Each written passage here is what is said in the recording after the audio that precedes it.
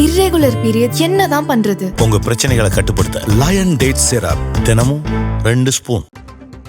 எம்ஜிஆர் ஜெயலலிதாவின் மறு உருவம் எடப்பாடி பழனிசாமி என அதிமுகவின் முன்னாள் அமைச்சர் ஆர்பி உதயகுமார் பேசியிருக்கிறார்.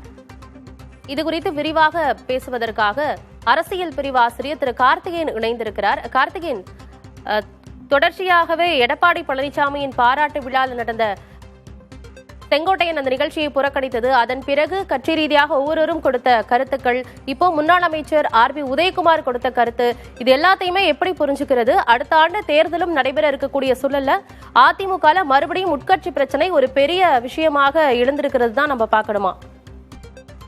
அதிமுகவுடைய உட்கட்சி விவகாரம் பெரிதாகி கொண்டே இருக்கிறது அப்படிங்கிறது திரு செங்கோட்டையின் பேச்சு, அதற்கான ஆர்பி உதயகுமாருடைய எதிர்வினை அப்படிங்கிறதுலேருந்து நம்ம புரிந்து கொள்ள வேண்டியதாக இருக்குது.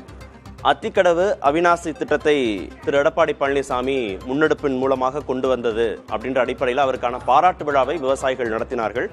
அந்த விழாவில் முன்னாள் முதல்வர்கள் திரு எம்ஜிஆர், திருமிகு ஜெயலலிதாவுடைய புகைப்படங்கள் இடம்பெறவில்லை அப்படின்ற விமர்சனத்தை முன்வைத்து அந்த நிகழ்ச்சியில் பங்கு பெறாமல் திரு செங்கோட்டையன் ஒதுங்கியிருந்தார். அது குறித்து அவர் ஊடகங்களுக்கே விளக்கம் கொடுத்திருந்தார். அதனால தான் நான் பங்கு பெறலைன்னு. அதே மாதிரி நேற்று நடந்த கட்சி தொடர்பான கூட்டத்தில் பேசும்போதும் திரு செங்கோட்டையன், நான் கட்சி ஒன்றா இருக்கணும் அப்படின்றதான் என்னுடைய பிரதான நோக்கம், அதற்கான நான் அமைதியாக இருக்கிறேன், என்னை சோதித்து பார்க்காதீர்கள் அப்படின்னு இன்னும் கொஞ்சம் காட்டமாக விமர்சனம் வைத்திருந்தார். முன்னாள் முதல்வர் திருமிகு ஜெயலலிதா திரு செங்கோட்டையன் குறித்து பேசின அந்த ஆடியோவையும் திரு செங்கோட்டையன் பேசும்போதே ஒளிபரப்பும் செய்தார்கள். அவரை பாராட்டி, செங்கோட்டையனை பாராட்டி ஜெயலலிதா பேசின அந்த ஆடியோவும் ஒளிபரப்பானது. என்னை சோதிக்காதீங்க, நான் கட்சி ஒன்றா இருக்கணும்னு தான் நான் நினைக்கிறேன், பல நிலைகளில் அந்த முடிவை நான் எடுத்து அமைதியாக இருந்திருக்கேன் அப்படின்னு அவர் சொன்னார். அந்த அடிப்படையில் தற்போது அதற்கான எதிர்வினையாக திரு ஆர்பி உதயகுமாருடைய வீடியோ வெளியாகிருக்கு. இன்றைக்கு எதிரிகள் எடுத்து வைக்கின்ற வாதங்கள், துரோகிகள் எடுத்து வைக்கின்ற வாதங்கள் அனைத்தும் அண்ணா திராவிட முன்னேற்ற கழகத்தை அசைத்து பார்க்காது. முன்னாள் முதல்வர் ஜெயலலிதாவுடைய மரணத்திற்கு பிறகு இந்த கட்சியுடைய கட்டமைப்பை பலப்படுத்தி ஆட்சி அதிகாரத்தை திறம்பட நடத்தியவர் இபிஎஸ் அப்படின்னு அவர் புகழாரம் சூட்டியிருக்கிறார். இது குறித்து தொடர்ந்து பேச இருக்கிறோம் விருந்தினர்கள்ட்டையும். அதற்கு முன்பாக திரு செங்கோட்டையன் நேற்று பேசினதை ஒரு முறை பார்த்துட்டு நம்ம விருந்தினர்களோடு பேசலாம். என்னை பொறுத்தவரையிலும் நேர்மையான பாதையில் தன்னலம் கருதாது பாடுபடக்கூடியவன் இறந்துவிடக்கூடாது. எத்தனையோ வாய்ப்புகள் வருகிற போது அந்த வாய்ப்பை பற்றி நான் கவலைப்படவில்லை. இயக்கம் ஒன்றாக இருக்க வேண்டும் நினைத்தவன் நான் மறந்துவிடக்கூடாது. என்னை சோதிக்காதீர்கள், அதுதான் இடத்திலே வேண்டுகோள். அம்மாவுடைய பல்வேறு பணிகளை கண்கூடாக பார்த்தவன். அவர் விரலை காட்டி சொல்வதற்கு முன்னாலே என்ன நடக்க வேண்டும் என்பதை புரிந்து கொண்டவன் மறந்துவிடக்கூடாது.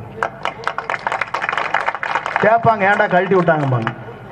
அதுக்கெல்லாம் காரணம் இருக்குது, அதெல்லாம் சொன்னோம்னா தப்பாக போயிடும். அதுக்கு என்ன ப்ரெஷர் என்ன வந்துன்னு எனக்கு தெரியும், எனக்கு மற்றவங்களுக்கு தெரியாது. சறுக்கலுக்கோ வழுக்கலுக்கோ இடம் கொடுக்காத கொள்கை உறுதியும் கொண்ட தலைமை மீது விசுவாசமும் உடையவராக இருந்ததால் தான்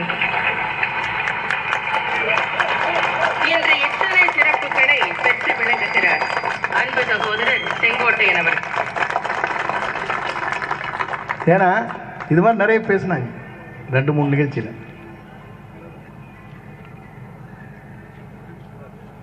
அவருடைய தொண்டன், இன்னைக்கு நான் தொண்டன் தான், தொண்டர்களோடு தொண்டராக இருந்த இயக்கத்தை உங்களோடு இணைந்து பணியாற்றக்கூடியவன். நான் என்னைக்குமே தலைவன் சொன்னதில்லை, தொண்டன் சொல்லிட்டு இருக்கிற. அப்பவே புரிஞ்சுக்குவேன்னு நினைக்கிறேன். நீங்கள் ஏதோ ஒரு வழியில் கொண்டு போய் உள்ளான்னு பார்ப்பீங்க.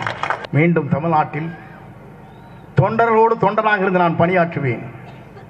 நல்லாட்சி புரட்சித் தலைவர் எம்ஜிஆர், புரட்சித் தலைவர் அம்மாவுடைய தலைமையிலே உருவாக்குவோம் என்று சொல்லி விரைவுகிறேன்.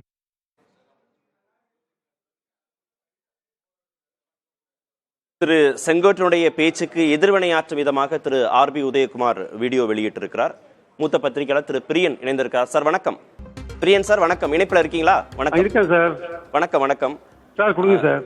திரு செங்கோட்டையன் 2 முறை பேசியிருக்கிறாரு. ஏற்கனவே அத்திக்கடவு அவிநாசி நிகழ்ச்சியில முன்னாள் முதல்வர்கள் எம்ஜிஆர் ஜெயலலிதா படங்கள் இல்லை, அதனால அந்த நான் விழாவில் பங்கேற்கலன்னு பேசினாரு. அதுவே சர்ச்சையானது.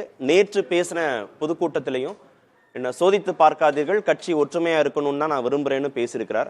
எதிர்வினையாற்று விதமாக திரு ஆர்பி உதயகுமார்ட்டேருந்து ரொம்ப ஒரு காட்டமான வீடியோ வந்திருக்கு. எதிரிகள் துரோகிகள் அப்படின்லாம் விமர்சிக்கிறாரு. நேரடியாக திரு செங்கோட்டையனை விமர்சிக்கிறது பதிலாக மறைமுகமான விமர்சனம் தான் பார்க்கணுமா இதை? இல்ல சார், அதாவது நேற்று நடந்த செங்கோட்டையனுக்கு ஏற்கனவே பலவிதமான வருத்தங்கள் இருக்கு. அவர் கட்சியில வந்து ஒதுக்கப்படுறார், ஓரங்கட்டப்படுறார், அவர்கிட்ட எந்த ஆலோசனையும் கேட்கறது இல்ல. ஒரு மூத்த தலைவர். அப்புறம் வந்து கட்சி மேடைகள்ல பாத்தீங்கன்னா ஜெயலலிதா எம்ஜிஆருக்கான முக்கியத்துவம் வந்து ஓரங்கட்டப்பட்டு எடப்பாடி பழனிசாமி முன்னிலைப்படுத்தப்படுகிறார். பேசுறவங்க எல்லாம் வந்து எடப்பாடி பழனிசாமியை வந்து எம்ஜிஆருக்கும் ஜெயலலிதாவுக்கும் ஒப்பிட்டு பேசுறாங்க. இது சம்பந்தமா போன வாரம் கூட செங்கோட்டையன் அவர்கள் வந்து ரொம்ப வேண்டியவற்றை வருத்தப்பட்டிருக்காரு. இது மாதிரி அம்மாவுடைய புகழ மறைக்கிறதுக்காக எடப்பாடியை வந்து ரொம்ப புகழ ஒரு விஷயங்கள்லாம் மேடையில கையாளுறாங்க. இது வந்து சரியான ஒரு அணுகுமுறை கிடையாது அப்படின்னு சொல்லியிருக்காரு. ஸோ அவருக்கு சில வருத்தங்கள்லாம் இருக்கு. ஆனா அவர் வந்து எடப்பாடியை எதிர்த்து ஒரு அரசியல் வந்து உட்கட்சி அரசியல் பண்ணுவாரே தெரியாது. பட் ஆனா கொஞ்ச நாளைக்கு முன்னாடி 6 மந்திரிகள் போயிட்டு எடப்பாடிட்ட வந்து கட்சி ஒன்றுபடணும், விலக்கப்பட்டவர்களை சேர்க்கணும்னு சொன்னபோது அதுல அவரும் ஒருத்தரா இருந்தார். அது எடப்பாடி கேட்கலன்றதுல வந்து செங்கோட்டையனுக்கு ரொம்ப வருத்தமா இருக்கு. அதுதான் அவர் இது சொல்லியிருக்கார், கட்சி ஒன்றாக இருக்க வேண்டும் என்பதுதான் என் ஆசையை சொல்லியிருக்கார். ஆனா உதயகுமாருடைய எதிர்வினை என்பது வந்து நேரடியாக செங்கோட்டையனை நோக்கி வைக்கப்பட்டதா என்பது எனக்கு கொஞ்சம் சந்தேகமா இருக்கு. நேற்று அந்த இரட்டைலை சின்ன வழக்கில் வந்து நேற்று தேர்தல் கமிஷன் வந்து சின்னத்தை பத்தி விசாரிக்கலாம் என்று சொன்ன ஒரு விஷயம் இருக்கு இல்லையா, அதற்கு வந்து ஓபிஎஸ் உடைய ரியாக்ஷன் இருக்குல்ல, தர்மத்தின் வாழ்வு தனி சூழ்நிலை எல்லாம் பேசினார் இல்லையா.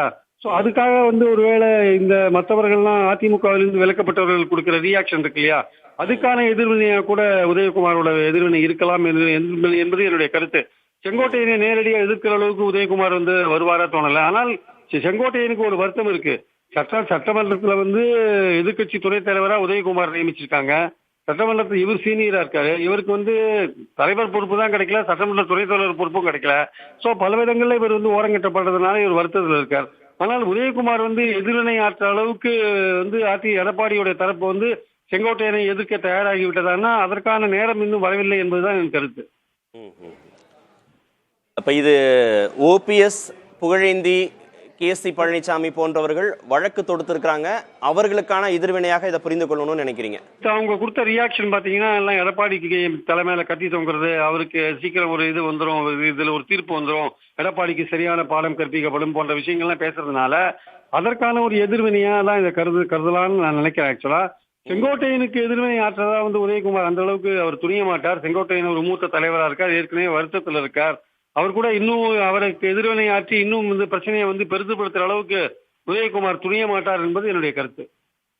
நன்றி சார், இணைப்பு உங்களுக்கு கருத்துக்களை பதிவு செய்ததுக்கு. இர்ரெகுலர் பீரியட் என்னதான் பண்றது? உங்க பிரச்சனைகளை கட்டுப்படுத்த லயன் டேட் சிரப் தினமும் 2 ஸ்பூன்.